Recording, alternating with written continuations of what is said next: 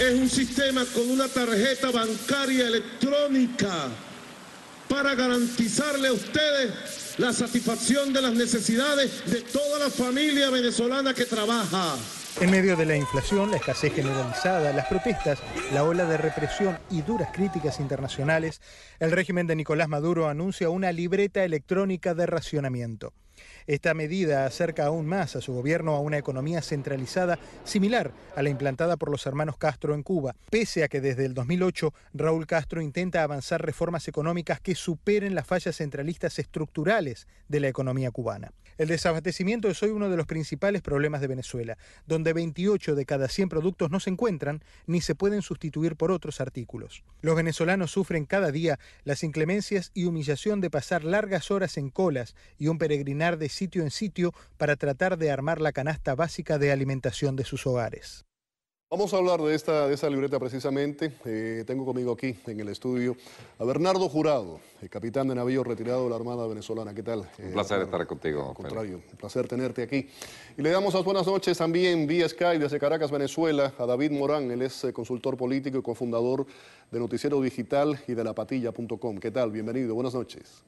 Buenas noches, ¿cómo están, Félix? Encantado de que esté con nosotros. Bernardo Jurado también está aquí en la mesa de trabajo para analizar ese tema.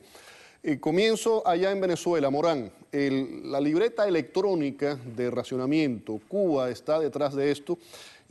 Cuba implanta la libreta de racionamiento en la isla en el año 1963 y ha sido sin lugar a dudas un gran fracaso. De hecho, la están quitando. Una muestra de la escasez y del fracaso económico del régimen. ¿Cuál es la reacción que hay en Venezuela? Bueno, apenas ha sido un anuncio, ¿no? Pero ya de hecho la población venezolana viene sufriendo racionamiento. Si uno quiere ir a un supermercado y comprar 5, 6 o 10 litros de leche, solamente puede llevar 2 cuando se encuentra. Es decir, esta libreta lo que busca es evitar que en los mercados controlados por el gobierno pueda ir gente y adquirir productos para revenderlos a su vez en los buhoneros, lo que llamamos nosotros los buhoneros. Pero esto es la aceptación de que el gobierno no tiene capacidad para ofertar todo lo que demanda la economía nacional y es consecuencia también de haber destruido la oferta privada durante tantos años. Bernardo. Yo pienso que, hablando de lo que dice Morán, por supuesto que yo vi la tarjeta, por cierto, muy bonita, te comentaba. Sí, me estabas diciendo que era muy bonita. Es una tarjeta, ¿no? Como una tarjeta de crédito. Que es una tarjeta digital. Color vino tinto con la bandera de Venezuela, tiene un chip, una serie de cosas. Pero él tiene toda la razón.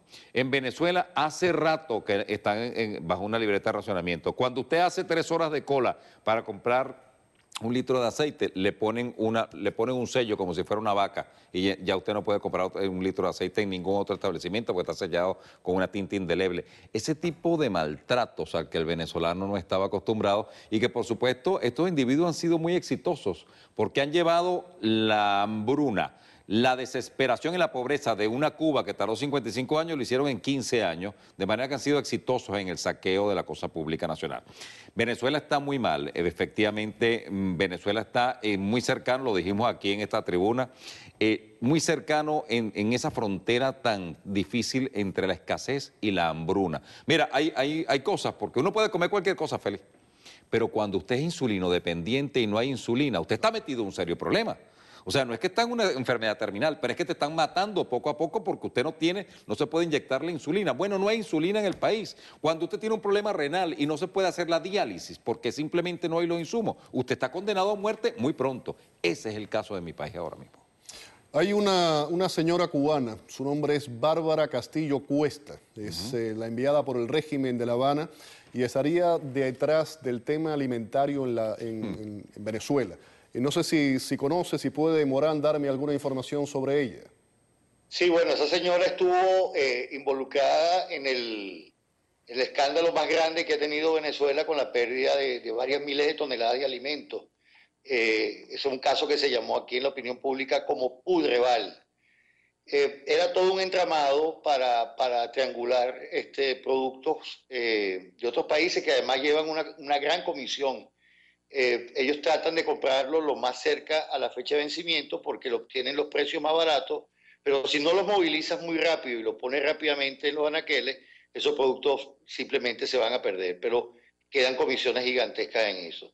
Esa señora estuvo ciertamente involucrada en esos casos y desapareció de la opinión pública nacional. Apenas quedaron 2, 3 personas que la Fiscalía Nacional acusó, y ese es un caso que inclusive la Asamblea Nacional, con dominio chavista, se ha negado consistentemente a investigar. Se calcula que esa pérdida de alimentos pudo haber representado entre 200 y 300 millones de dólares para aquella época.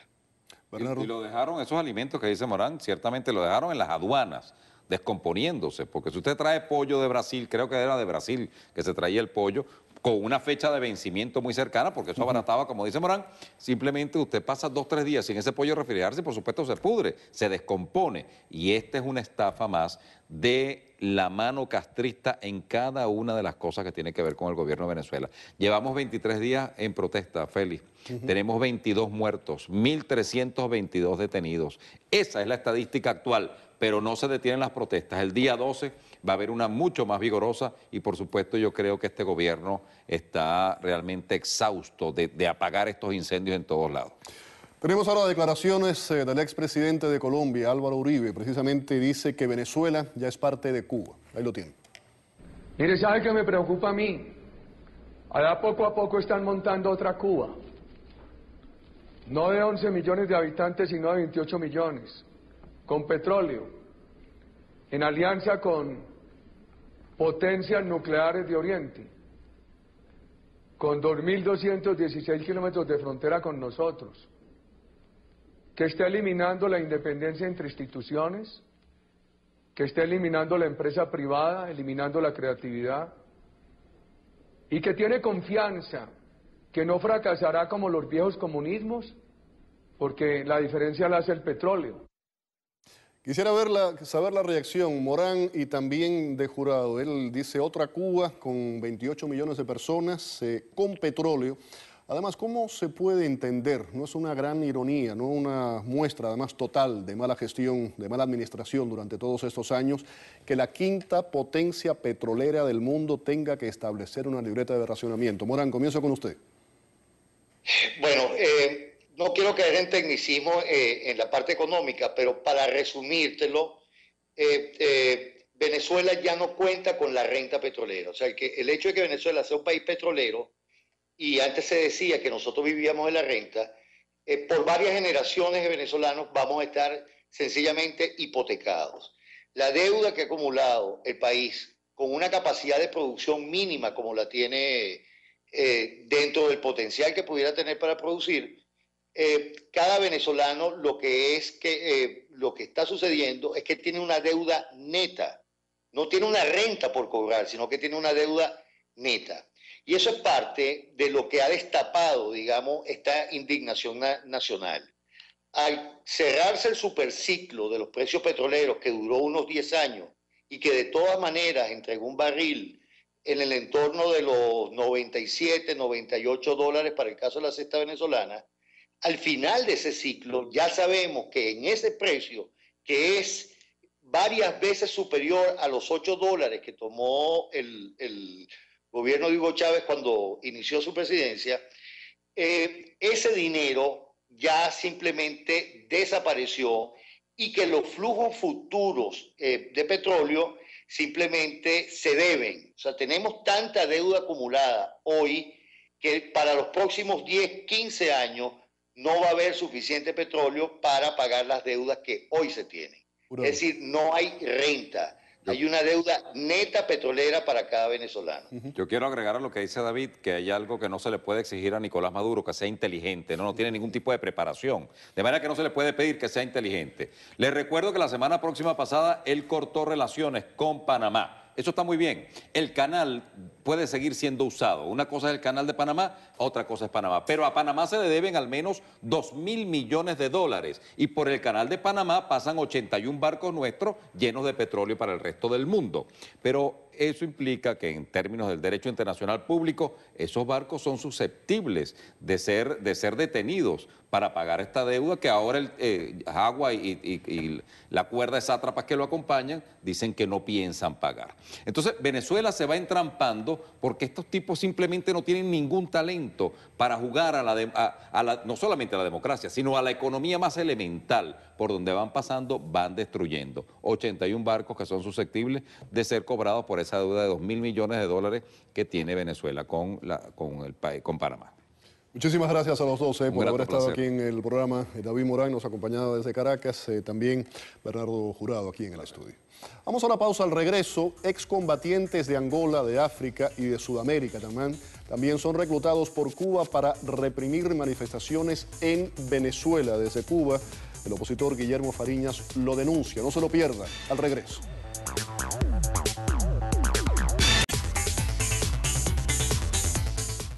Seguimos aquí a Mano Limpia, vamos a continuar con el tema de Venezuela, con la relación ahora con Cuba. Y es que militares cubanos podrían estar en posiciones claves manejando la represión en Venezuela. De eso hemos venido hablando en los últimos programas. Y precisamente sobre ese tema nos van a hablar Eugenio Llanes, es editor de cubanalysis.com. Don Eugenio, bienvenido al programa. Encantado. Huberto Mario, periodista, además Huberto conoce muy bien el tema interno de las relaciones entre Cuba y Venezuela, trabajó en la Embajada de Cuba ahí en Venezuela durante un tiempo. ¿Qué tiempo fue? ¿Qué tiempo estuviste ahí? Casi 5 años. Casi 5 años, muy bien. Vamos a escuchar anteriormente conversamos con el opositor cubano Guillermo Fariñas, que hizo una serie de denuncias con relación a esa injerencia militar de Cuba en Venezuela. Es que hayan tenido experiencia combativa previa en algún país de África como Angola, Etiopía, Congo francés, Mozambique o en Nicaragua, en América Latina. Deben tener menos de 50 años o menos y estar dispuestos a mantener en un secreto discreto su disposición a defender la revolución venezolana. Ahí tenían la denuncia de Guillermo Fariñas y primero, bueno, quiero saber, tanto Eugenio como Huberto, ¿se sorprenden de esa declaración?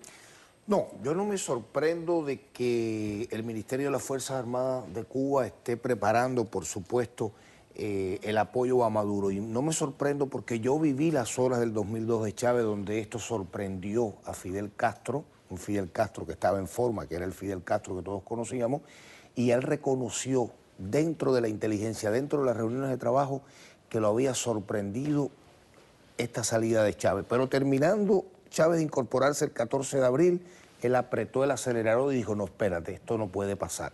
Hay un plan que lo conozco, que ha tenido algunos cambios, pero participé de las primeras reuniones. Si hubiera una guerra, que todavía no hay una guerra, si hubiera enfrentamientos como tal, una intervención cubana, por ejemplo, una guerra que Maduro no se va a ir del poder, entonces Fidel va a sacar a la colaboración civil, a los médicos y entrenadores los va a sacar de Venezuela. Tú sigues diciendo Fidel, ¿no, Raúl? Yo digo Fidel porque aunque él esté en la cama, aunque él esté moribundo, para mí todavía, y la experiencia que tengo, manda Fidel Castro en estas cosas de primer nivel. Vamos con Eugenio. Quiero primero una reacción rápida a esa denuncia de Fariñas. Yo vengo por el mismo camino, más o menos. Antes del 2002, solamente la inteligencia era de colaboración, la colaboración era de inteligencia. Claro. Minin. Pero después del golpe de Estado, Fidel Castro dijo, esto no nos puede volver a pasar.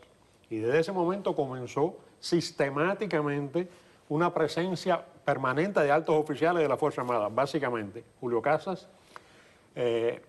Fernández Gondín, el jefe de la Dirección de la Seguridad del Estado, Julio César Gandarilla, el vicealmirante jefe de la Contrainteligencia Militar. Esa gente iba continuamente a Venezuela e iban organizando todo aquello. De manera intermitente.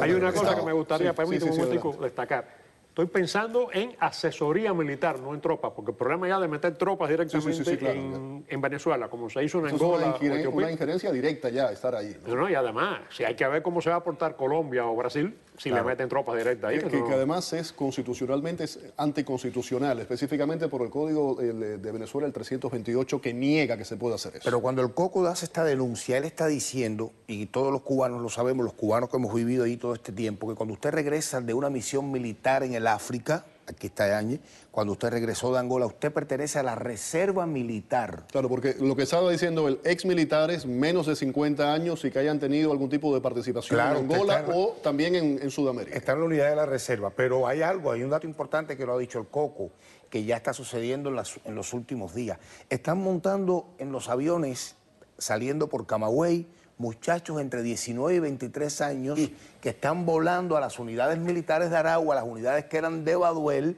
y desde ahí están saliendo a monitorear y trabajar en las marchas. Estos no son las avispas, estos son muchachos que vamos a hablar de las por eso, que son reclutas. Vamos a hacer algo, vamos a ponerle nombre, apellido y rostro a muchos de estos militares que están trabajando directa o indirectamente en Venezuela, militares cubanos estamos hablando, adelante. Bueno, nosotros, ya te había dicho el profesor. Yo tengo, por ejemplo, nombres aquí. Herminio Rodríguez. Este es un coronel de academia. Este es un coronel de formación que estuvo en el ITM, fue vicerrector del ITM, el Instituto Técnico Militar José Martí, donde se forman los oficiales de la Fuerza Armada. Ha dirigido academias militares y ha estado en el asesoramiento que te dice Eugenio. Ha estado en el asesoramiento militar en Venezuela, pero de manera intermitente. Estos oficiales, cuando caminan por Caracas, caminan vestidos de civil, con una camisa de cuadro o un pantalón, pero no van vestidos de militares. Está el caso de Andoyo, que Eugenio lo conoce bien. Adelante, Eugenio. Andoyo yo lo conocí desde que era teniente en el MINFAR. Una gente muy preparada, él viene de la ingeniería militar y llegó a ser segundo jefe de Estado Mayor general, fue el jefe de Estado Mayor de Arnaldo Ochoa en Etiopía. O sea, estamos hablando de una gente preparada. ¿Cuál es la importancia de Andoyo en esto? Que Andoyo es la persona en Cuba encargada en este momento de organizar los ejercicios Bastión. ¿Qué ejercicio Bastión? Lo que se combina una supuesta invasión extranjera con una sublevación dentro del país. Los ejercicios militares. Y esa preparación para combatir sublevaciones dentro del país fue lo que llevó a Andoyo a ver si podemos Venezuela. repetir la fotografía, la instantánea que estábamos viendo ahora. ¿Es esa persona que vemos ahí con el círculo? Sí, ahí lo tiene. Lo veo de lejos aquí, sí, pero es él. Sí. Y tienes a Carlos Mata Figueroa al lado, que es el general venezolano, gobernador del estado de Nueva Esparta, que es el general encargado de atender a la alta misión militar cubana cada vez que entran y salen del país. Es decir, él es el edecán junto con Rodríguez Chacín, otro general venezolano muy vinculado al narcotráfico. Correcto. Ellos son los que atienden las visitas de Ramiro Valdés, de Leopoldo Sintra Frías. Ahí quería ir a ese nombre, Leopoldo Sintra Frías. Vamos ahí. Eugenio lo conoce muy bien. Eugenio, Polo es un comandante histórico. Era jefe de la artillería, de la Dirección de Artillería de la Fuerza Armada de los años Primer 60. frente con Fidel en la sierra. La gente que viene de la columna 1 y todo. Claro. Ahora, yo cuando oigo que dicen la presencia de Polo, Polo irá de visita, de control, llega un día, se va al día siguiente, Polo no está permanentemente ahí, ni mucho menos. Y quisiera, tal vez, no va a gustar esto que digo, cuando se habla de Ramiro Valdés también. Lamentablemente Cuba ha desarrollado suficiente cantidad de represores para que tenga que ir Ramiro Valdés directamente a organizar la represión. No se dice que cuando Ramiro Valdés se fue a Venezuela, estamos hablando No, Ramiro ¿Qué tiempo? Ramiro fue el que intervino la CAN-TV. Cuando ya Cuba... ¿Hace 3 años eso? Sí, casi 4. Cuando estaba la crisis energética. Sí, cuando ya Cuba toma la Urchila, que ya Chávez está en el poder, que es Fidel, ahí está la subbase Lourdes. De ahí sale el cable coaxial. Ahí lo tenemos con Maduro. Ahí sí, porque él es el agente topo para Ramiro. Maduro es agente de la inteligencia cubana antes de guiar Chávez al poder. Eso tiene que quedar claro. Desde que pasó por Cuba. No. Y, agente topo. Sí, el topo es su nombre. A pesar de que es muy bruto, pero no es porque es ahora bruto. Pero le viene ese es su nombre. Ok. Nicolás Maduro es agente de la inteligencia cubana desde el año 97. Principio del 97. Ok. Pero estamos en los militares.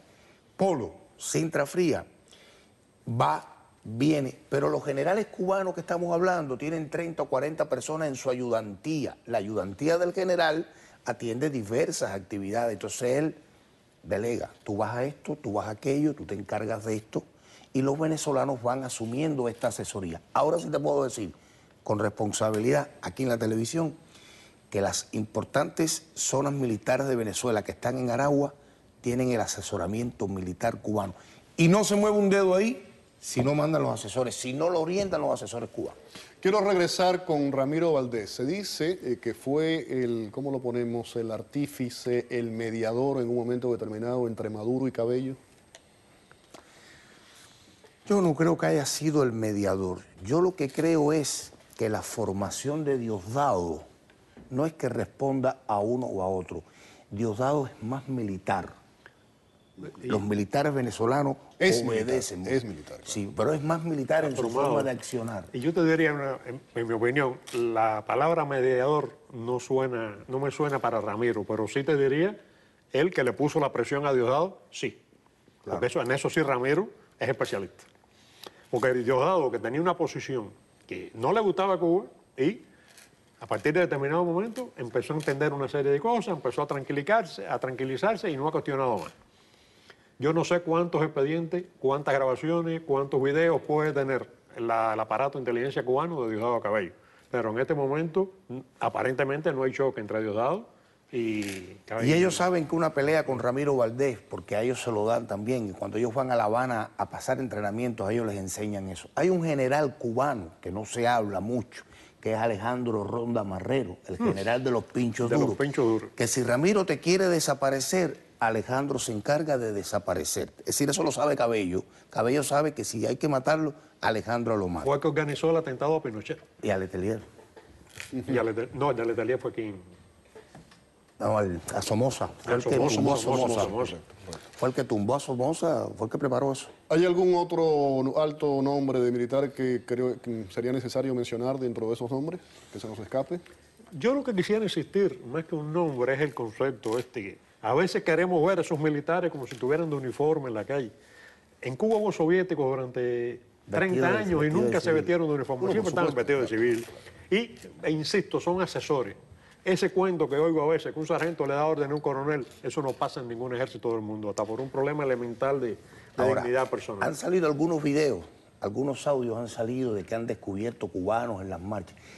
Cuba se está cuidando mucho de eso. Tiene que cuidarse. Es decir, esto no es que vamos con los cubanos ahí. Esto está ya ensayado, como dice Eugenio, esto está preparado. El trabajo sucio hay que hacerlo limpiamente. Limpiamente. Entonces, ¿qué pasa? Que si yo estoy metido en una marcha, este venezolano me está haciendo la contrafigura aquí, por decirlo de alguna manera, él me está cuidando la espalda. Yo no puedo hablar, o sea, lo único que él hace en esta marcha es estar pegado a mí para que yo no hable. Yo golpeo, yo puedo dar una patada, yo me quito, pero este habla por mí. Es muy difícil que un cubano hable en esa marcha. Yo iría un poquito más allá, que no sea el cubano que dé la patada. Es decir, lamentablemente Venezuela tiene gente suficiente para el trabajo sucio. Y repito, no es porque los cubanos no lo deseen, es que se están cuidando demasiado. Un escándalo cualquiera. Además, acuérdate que en Venezuela no es como en Cuba, y todo el mundo tiene un teléfono y te filma un video o te tira una foto. Claro. Entonces, un cubano se cuida mucho porque si aparecen evidencias de cubanos, tropas cubanas, dando golpes por la calle, va a complicar demasiado la cosa en Venezuela. Yo creo que se están cuidando mucho con eso. Huberto, has hablado de que Cuba ha enviado de emergencia a Venezuela las avispas negras. ¿Qué son? ¿Quiénes la conforman? ¿Y a quién responden, además? Bueno, las avispas, voy a compartir el comentario con Eugenio. Las avispas es un grupo élite de Fidel Castro Ruz que pertenece a tropas especiales del Ministerio del Interior, a la élite de las tropas, a las tropas más especializadas. Se entrenan y viven en Punto Cero de Guanabo, después se van al interior del país y son alrededor de 5 o 6 mil hombres en mi época para cumplir misiones especiales de Fidel y de Raúl. Tienen un regimiento por provincia. Claro. Claro, no sé decirte ahora, Artemisa y Mayabek, que son pequeñas, no sé cómo quedan, pero le decían el cuarto ejército, sí, porque estaba occidente, centro, oriente, pero estaba después esa unidad. Son tropas especiales al nivel comparable con los Navy SEALs o con los Boy Naveros. Fueron entrenados en el Cacho los primeros y después siguió, mientras estuvieron los vietnamitas en Pinar del Río, los vietnamitas entrenaron al grupo de las avispas en el PT-1 y el PT-2. Y los coreanos. Y los coreanos. Pero además de eso, ellos, avispas negras para nosotros porque se ponen la boina negra, pero cuando sale, por ejemplo, la mayoría de la escolta de estos dos cuando salen, no el primer anillo, los demás anillos y la ida y la vuelta, la ida es que tú llegas primero y te vas después, todos esos son avispas. Ahora, esas avispas tienen nivel cultural, nivel de información, esas avispas se te ponen un cuello son corbata. Grupos élites, tipo Navy SEAL. Super élite. Y ellos viven 6 meses en la unidad militar, van 2 semanas a la casa o 3, regresa. Sí, esa gente está para primer nivel. Y esto ahora mismo que está pasando en Venezuela es primer nivel. En cualquier lugar de Venezuela tú te encuentras una avispa, lo que pasa es que los venezolanos no saben, pero ellos llevan, por ejemplo, ellos se están moviendo en ómnibus climatizado, salen de Aragua, van a la marcha de Caracas, en el mismo ómnibus se visten, qué ropa es la que se van a poner hoy, si es la franela y la gorra, la capucha. Ellos salen. Como dice Eugenio, a lo mejor no están dando la patada, pero están monitoreando la marcha. Recuerden que los cubanos venimos de ser entrenados por los rusos, por los vietnamitas, por los coreanos, de estar en Angola, de estar en Etiopía. Los venezolanos han vivido en democracia. Los venezolanos no han tenido necesidad de tirarle un tiro a nadie. Aquí hay gente que piensa que va a encontrar un cubano con una boina negra o un brazalete de avispa. No, no. Estamos hablando gente que son además expertos en artes marciales, con una preparación física muy fuerte, que además saben tirar, tropa élite de verdad, pero no son tontos ni mucho menos. Además, ¿por qué hay que llevarlo con boina verde? Si lo puede llevar con gorra de pelotero, o con bata de médico. Claro, por eso es que te digo que se cambia dentro del mismo ómnibus. Eugenio y Huberto, muchísimas gracias por haber estado aquí. Muy interesante la información. Gracias. Gracias. Vamos a la pausa. Al regreso vamos a hablar de dos procesos electorales del fin de semana que han sacudido literalmente a América Latina. Vamos a volver con los detalles. Miami.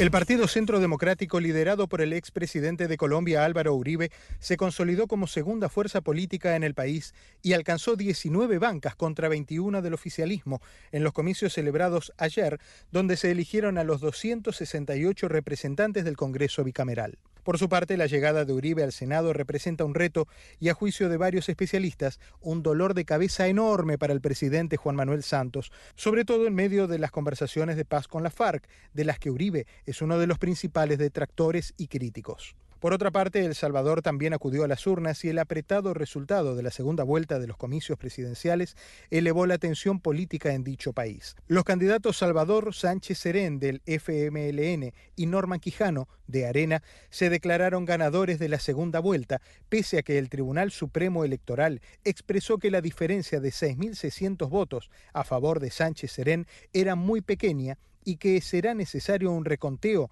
que se espera concluya el próximo miércoles. Bueno, vamos a hablar de los dos temas, Colombia y El Salvador. Vamos a comenzar con Colombia. Hemos invitado, por una parte, a Cristian Mancera. Cristian es director de la tribunacolus.com. Hola, Félix, ¿cómo estás? ¿Qué tal, Cristian? Bienvenido al programa. Gracias. Y es un placer darle aquí la bienvenida a Eduardo Gamarra, profesor de Ciencias Políticas de FIU, consultor político y un hombre con una amplia y un gran prestigio, ¿no?, en lo que tiene que ver con conocimientos de política latinoamericana. Profesor, bienvenido. Gracias. El tema de Colombia, ¿cómo quedan las fuerzas políticas en Colombia y pudiéramos decir que Uribe fue el gran ganador? Uribe fue el gran ganador porque finalmente logra que la oposición tenga una voz en el Congreso de la República.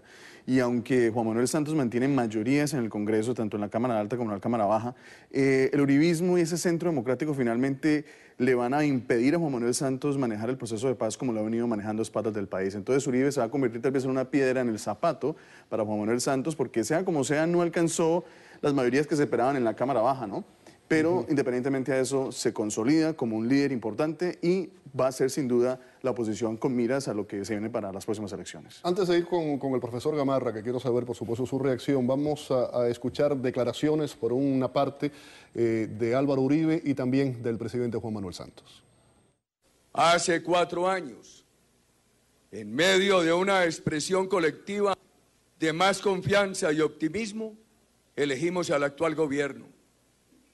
Estamos aquí para responder y enmendar por el deterioro de la seguridad, la desmotivación de las Fuerzas Armadas, las señales de duda en la inversión, el estancamiento social, el derroche de los recursos públicos, la falta de gobierno que escuche bien a los sectores sociales y productivos. Estamos aquí para enfrentar el riesgo del castrochavismo. Quiero felicitar al senador Uribe, su grupo que tuvo un decoroso segundo lugar.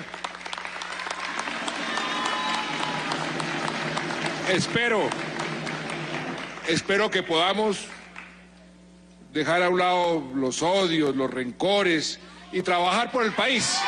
Trabajar por el país. Profesor Gamarra, la misma pregunta que hacía anteriormente. ¿Cómo quedan las fuerzas políticas y de nuevo Uribe es el gran ganador en todo esto? Bueno, yo creo que Cristian tiene razón. Uribe ha ganado, sin embargo, no ganó lo que se esperaba. Se había hablado inclusive de hasta 30 escaños o curules en el Senado, no llegó, llegó a 19.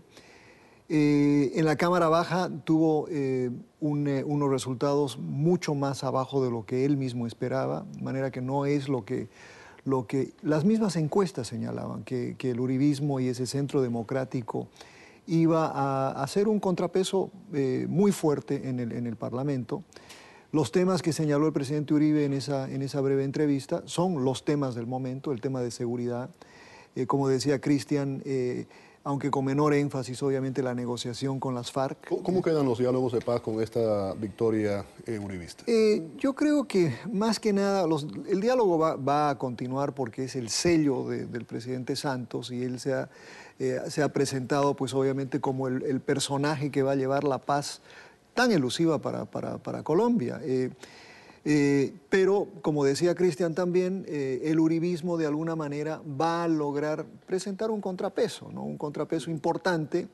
Yo no diría tanto que el proceso de paz fue a las espaldas de los colombianos, pero sí fue un proceso donde las FARC presentaron demandas que básicamente, pues, desde cualquier óptica, son extraordinariamente cuestionables, ¿no? Y entonces yo creo que el uribismo va a lograr poner esos puntos sobre la mesa, y varios, ¿no? El deterioro de la seguridad en Colombia ha sido muy fuerte en los últimos, yo diría más que nada en los últimos 12 meses, ¿no?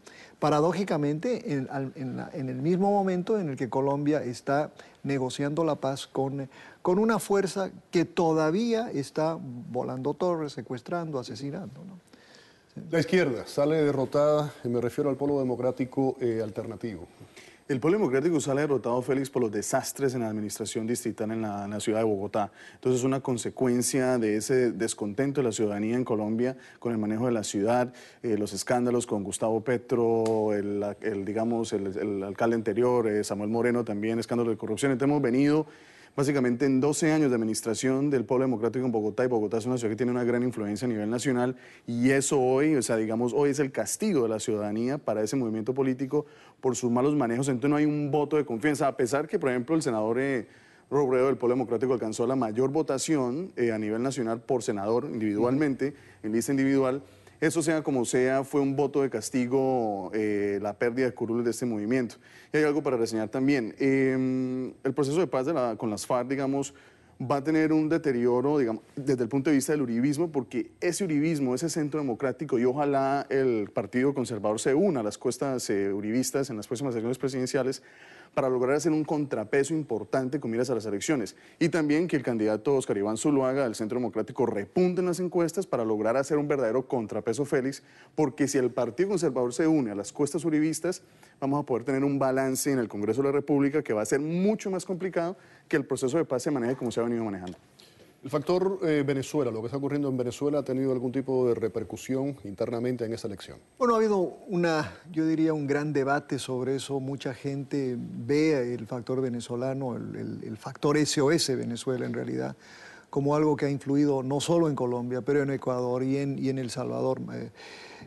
Sin embargo, en el caso colombiano, pues obviamente hay un tema muy fuerte, el tema de que el presidente Santos fue regañado por el presidente Maduro en un momento, que de alguna manera, inclusive volviendo al tema de la izquierda, por ejemplo, el hecho de que el alcalde de Bogotá, Petro, utilizara un discurso muy, muy chavista, no en contenido, pero simplemente en la forma en la que se... Eso tuvo una repercusión muy fuerte y se lo vio en las encuestas, ¿no? De manera que Colombia, sobre todo, quizás es uno de los países donde hay una situación bastante curiosa, ¿no? Por una parte, hay un apoyo al proceso de paz y sobre todo a las conversaciones con Venezuela. Nadie quiere un enfrentamiento con Venezuela, pero a la vez Colombia es uno de los países más antichavistas que existen en Sudamérica. Sin lugar a dudas, tradicionalmente. Sí. Vamos a hablar un poco ahora de El Salvador, lo que ocurrió en la elección presidencial. Hasta el miércoles no va a haber oficialmente un ganador, un resultado muy reñido. Estamos hablando de 6.634 votos a favor del Frente de Farabundo Martí sobre Arena, la Alianza Republicana Nacionalizada. Se está hablando ahí de fraude. Inclusive dice en un momento determinado el candidato derechista, Norman Quijano, dice que van a defender el resultado con sus vidas. ¿Cómo interpretamos esto? Bueno, mire, yo parto de las encuestas que nosotros como Newlink Research hicimos en El Salvador. Hicimos 5 encuestas durante todo el proceso antes de la primera vuelta. Había una diferencia muy estrecha entre el primero y el segundo. La encuesta final nuestra daba un margen de diferencia que fue estábamos dentro del margen de error de lo que eventualmente sucedió. Pero acá es donde uno empieza... Dando una diferencia de 1/10 aproximadamente, ¿no? Exacto.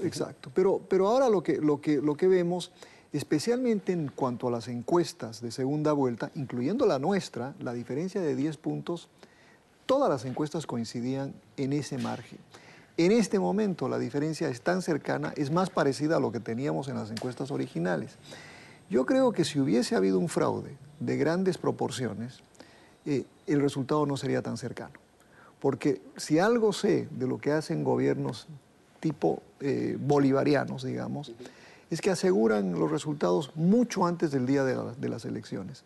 De manera que yo creo que acá primero la Corte Electoral, el Tribunal Electoral en El Salvador es algo más creíble que lo que vimos en Venezuela. Creo que el resultado, si bien es no cabe la comparación, ¿no cree que no cabe la comparación, no cabe. Yo francamente no creo. Ahora, el hecho de que estén tan próximos, lo que significa, sobre todo, es una dificilísima gobernabilidad para cualquiera de los dos. Ahora voy contigo, Cristian, pero, profesor, quería preguntarle, esa noche comienza un recuento manual, estamos hablando de la noche de lunes, el miércoles ya debe haber un resultado y se va a dar oficialmente al país. ¿Cómo es el proceso de lo que va a ocurrir en estas próximas 48 horas? Bueno, tiene que haber el reconteo y el reconteo va a determinar, por ejemplo, va a anular votos, va a validar otros y todo eso pues con observadores de ambos partidos. Hay observación internacional también. Puede ser un proceso muy contencioso y puede resultar en mayor conflicto, no menor conflicto. Y cuando se anuncien los resultados finales, imagínense un escenario posible, es que Arena salga victoriosa. Y como le digo, ¿no? Gane el que gane, el problema no es tanto el resultado final, el problema es la gobernabilidad. Sí. El candidato, Cristian, del Frente Farabundo Martí es un exguerrillero. La derecha lo acusa, está tratando de comparar con Hugo Chávez y de decir que quiere manejar el país como Hugo Chávez. Ahora, hay otros exguerrilleros, como el caso de Uruguay, por ejemplo, Brasil también en cierta forma, que son de centroizquierda, pero han llevado un modelo diferente, ¿no? De ese eje del ALBA que estaba hablando el profesor. ¿Cómo lo ves? Pues es que el problema con estos líderes de izquierda y exguerrilleros, Félix, el tema no es que no puedan acceder al poder. Lo que pasa es que algunas personas de la izquierda muchas veces se molestan porque piensan que aquellos que pensamos que es un error poner un guerrillero en el poder es que estamos negando la posibilidad de participación. No, lo que pasa es que no han logrado entender que la izquierda no representa un gobierno comunista, un gobierno que elimine libertades y acabe con la inversión extranjera y las libertades económicas. Entonces, siempre y cuando, como sucede en Chile, que hay gobiernos de izquierda que funcionan en favor de ambos sectores políticos, cuando esos gobiernos suben al poder, caso Venezuela, caso Cuba, eliminan a la oposición y exterminan cualquier opinión distinta. Entonces creo que el problema no está en que accedan al gobierno, sino en la forma de gobernar. Que se llegue democráticamente no necesariamente implica que se va a gobernar democráticamente. Exactamente, ahí es donde está el verdadero problema. Lo que sucedió, por ejemplo, con Hugo Chávez, llegó al poder de manera democrática, prometió una cantidad de cosas, pero gobernó más el resentimiento social que había en él y en su grupo político, que llevó a Venezuela al caos que hoy en día está. Entonces, para el caso específico de Colombia, Petro, por ejemplo, no se ha querido ir de la alcaldía a pesar de que ya todas las decisiones establecen que se tiene que ir, pero es más como esa actitud de querer estar en el poder y hacer, o sea, de pasar por encima de la ley. Y eso es lo que tiene que quedar claro, que la izquierda puede acceder al poder siempre y cuando respeta las libertades de la oposición y de los demás, que es lo que tanto ellos exigen, ¿no? Bueno, pues el miércoles ya habrá ese recuento, habrá un ganador y como decía el profesor Gamarra, el tema de la gobernabilidad, ¿no? Es lo que queda ahí con una gran interrogante. Profesor, ha sido un placer verlo nuevamente, que se repita, gracias. Que vuelva por acá próximamente. Bueno, ojalá. Muchísimas gracias. Profesor Eduardo Gamarra, también Cristian Mancera. Félix, muchísimas gracias. Vamos a una pausa. Al regreso, sigue siendo un misterio la desaparición del vuelo de Malaysian Airlines. Vamos a volver con los detalles y la última información al respecto. Quédese con nosotros.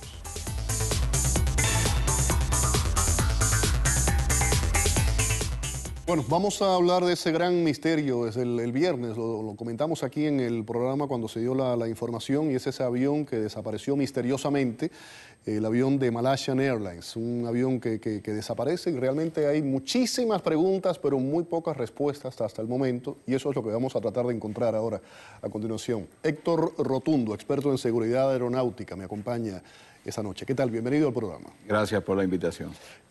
¿Cómo puede desaparecer un avión de ese tamaño?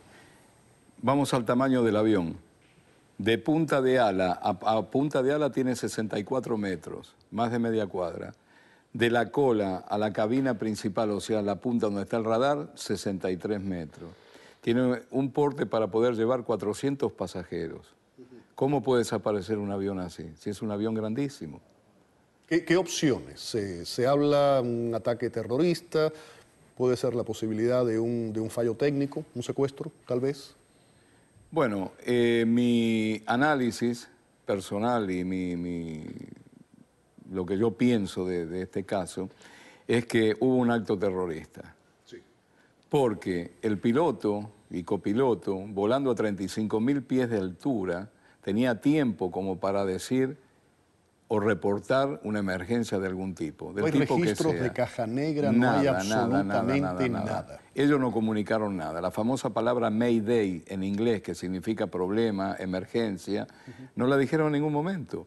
Y a la altura que llevaban, tenían tiempo para poder hablar y comunicarse. Ahora, las imágenes satelitales no registran tampoco ninguna explosión. No, dicen que no. Eso es lo que se Ahí quería ir. Usted acaba de decirme, dicen que no. ¿Usted cree que hay más información? No estamos en Estados Unidos, esto es el otro lado del mundo. ¿Usted cree que hay más información y no la están suministrando? Quizás haya un poco más de información y no la están suministrando hasta esperar algunos o algunas investigaciones que ellos puedan estar buscando algo. Por ejemplo, rastros de material explosivo en un asiento, en una pared de las divisorias del fuselaje de adentro del avión, en las tablas del piso. En algún lugar quizás ellos están buscando rastros de explosivos y no quieren dar la información sin tener nada en mano. ¿Ha existido en el pasado antecedentes? Está, a ver, el avión de la India, el Air India, aquel del año 85, está el de Lockerbie del 88, similares, pero ¿hay algún aparato, algún siniestro de este tipo donde literalmente un avión, y de ese tamaño que estamos hablando, haya desaparecido totalmente sin dejar ningún tipo de rastro? No. O sea que de una u otra forma, la pregunta es, de una u otra forma, algo tiene que aparecer y según aparezcan objetos, lo que sea, se puede saber, se puede analizar, se puede deducir qué fue lo que ocurrió. Sí, porque los elementos principales a la hora de un accidente de aviación son el debris, que en inglés significa restos metálicos o restos de aparatos de comunicaciones o asientos, y la parte de explosión, ¿no? Los rastros explosivos. Y las cajas negras, que son las que tienen la última palabra, como siempre. En este caso todavía no tenemos nada de las cajas negras. Las cajas negras mandan señales por 30 días seguidos. Después de los 30 días se apagan las señales. Y aparte el mar en esa zona no es profundo. No tiene la profundidad que tiene en otras áreas. Estamos viendo ahí en pantalla, Héctor, 5 individuos no abordaron el vuelo, pero además de eso, 2 de los pasajeros, y eso está corroborado por la Interpol, iban con documentación, con pasaportes falsos. Eso pudiera llevarnos a la teoría, y no quiero hablar de especulación, pero ¿no?, de que pueda ser un ataque terrorista. Sí, yo creo que sí. Por ahí empezamos. Yo empezaría Y eso, la investigación. de la Interpol, perdóneme, está confirmado ya que esas dos Sí. personas iban con documentación falsa. Yo empezaría la investigación por ahí. Y así la empecé yo, hice mi propio análisis. Ya tenemos 2 personas con pasaporte falso arriba del avión. Y los 2 aparentemente se han sentado juntos. Acá me parece que hay explosivo en zapatos. No hay explosivo líquido ni explosivo llevado de otra manera. Acá han llevado explosivo en la suela de los zapatos o en los tacos de los zapatos y lo han hecho detonar o en el tanque central de combustible del avión, más que el avión recién salía, estaba en pleno despegue, está el tanque central de combustible lleno, o en la cola del avión. Y por qué no también en la cabina de piloto y copiloto, no adentro, con que se paren contra la pared divisoria que tiene la cabina con la cabina de pasajeros, ahí vuela todo. Héctor, muchas gracias por haber estado aquí con nosotros en el programa. Sigue, por supuesto, siendo un gran misterio. Esperemos que en los próximos días pues tengamos más información, ¿no?, para poder dárselas a todos ustedes. Gracias. Gracias. Vamos a la pausa, volvemos.